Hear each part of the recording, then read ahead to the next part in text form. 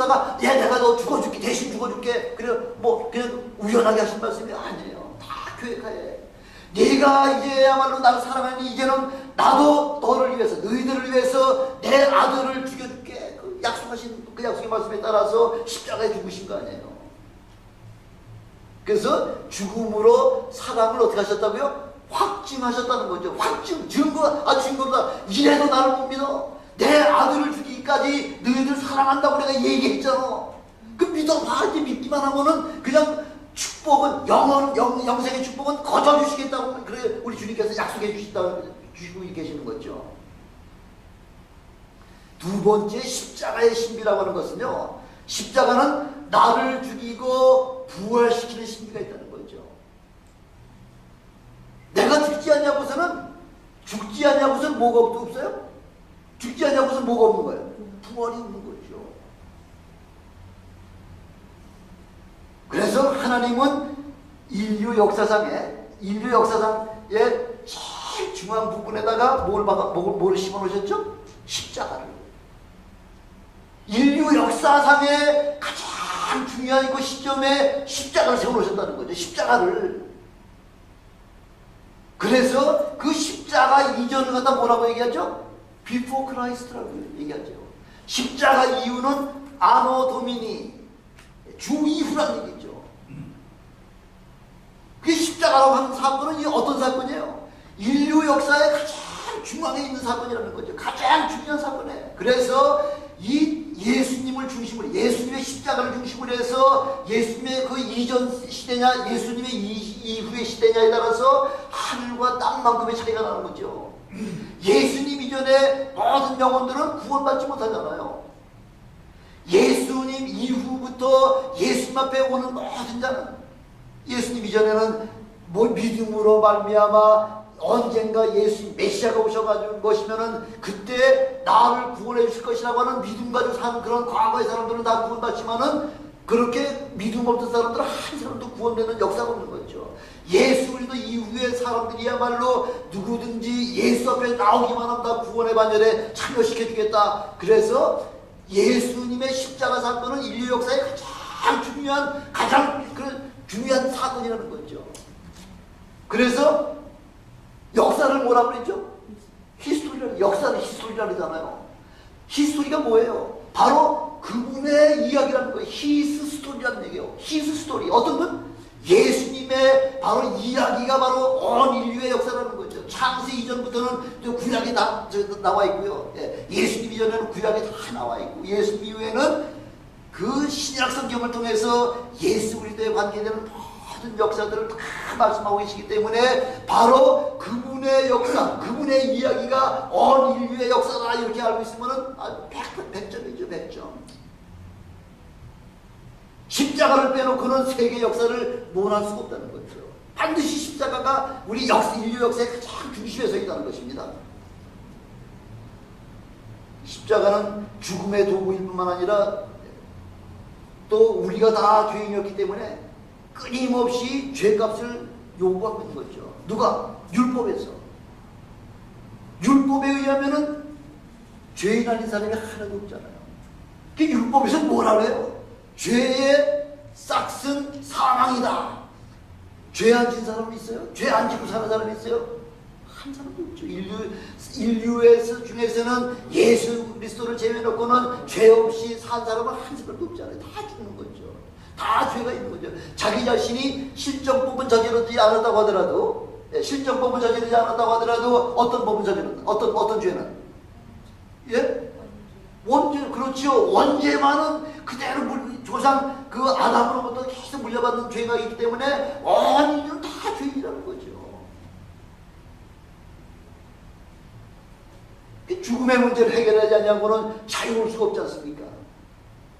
세상의 모든 종교가요, 바로 이 죽음의 문제를 해결하려고 생겨난 것들이 일반 세상 종교들이죠. 그러나 어느 종교 중에서도 죽음의 문제를 해결할 수 있는 곳은 어디가 있나요? 아무데도 없는 거야. 세상 종교에서는 우리의 영혼의 문제, 죄의 문제, 죽음의 문제 해결할 수 있는 그 종교는 이 세상에 아무것도 없다는 거죠. 사도행전 4장 12절에 말씀하고 있잖아요. 다른 이로서는 구원이 없나니 천하 인간의 구원을 얻을 만한 다른 이름을 우리에게 주신 적이 없다. 그렇게 하나님이 선포하시잖아요. 다른 이름을 구원이 없다는 걸 바로 우리 하나님께서 분명하게 말씀해 주고 계시는 거죠. 오직 예수 그리스도만이 바로 저와 여러분들의 영혼의 문제, 죄의 문제를 해결해 주실 바로 유일하신 하나님이심을 우리에게 분명하게 말씀을 해주고 계시는 겁니다. 율법은 율법대로 그렇게 이야기하고 있지만 또 누가 또 우리를 끊임없이 자꾸 또 우리를 또 물고 늘어지는 자가 누가 있나요? 누가 물고 누가 우리를 자꾸 물고 늘어져요? 아, 저 사람 어저께도 엉뚱한 짓 하던데, 아, 저 사람 어디 가서 뭘 훔쳤는데, 저 사람 어디 가서 거짓말 했는데, 저 사람 뭐 이상한 짓 하고 들어왔는데, 하는 거 끊임없이 이야기하는 자가 누구예요? 마귀죠, 마귀. 마귀는 그래서 뭐라 그래요? 무슨 자라 그래? 참소하는 자다, 참소하는 자. 우리 하나님은 공의의 하나님이시기 때문에 마귀의 참소를 들으시면은 죄인은 죄를 징벌하지 아니할 수가 없다는 거죠. 그러면 우리 하나님이 사랑이시라고 말씀하시면서 죄인 하나 구원하지 못하면 그건 하나님의 자격이 되지 못하는 거죠. 그러나 하나님은 공의의 하나님이시기 때문에 죄인은 용서할 수 있냐고 반드시 해결하고 넘어가시려는 거죠.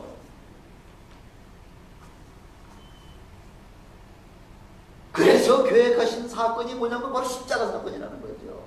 우리 하나님은 십자가 사건을 통해서 모든 죄는 다 징벌을 하시고요. 그리고 또 모든 인간을 하나님께서 이렇게 세상을 이처럼 사랑하셔서 모든 인생을 다 구원하시기를 원하시는 게 바로 우리 하나님의 그 계획 아니에요. 그 두 가지의 계획을 완전하게 이룬 사건이 바로 십자가 사건이라는 거죠.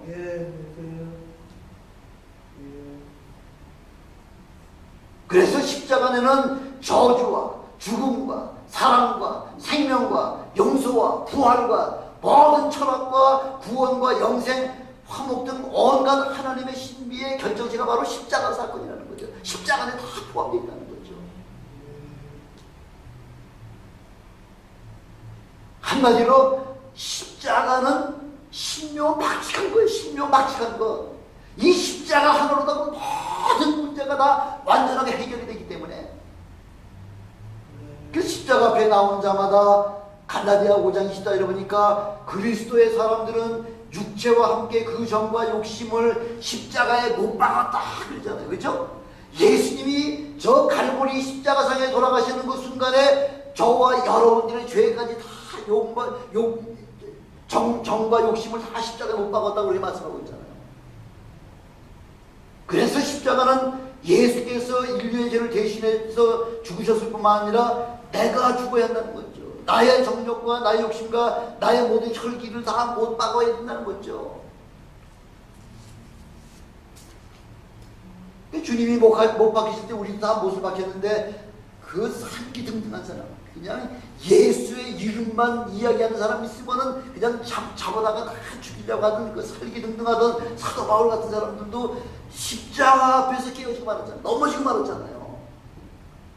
아무리 살기등등한다 다른 사람 하더라도 십자가 앞에 나오기만 하면은 언제 그랬더냐 싶이 한순간이요.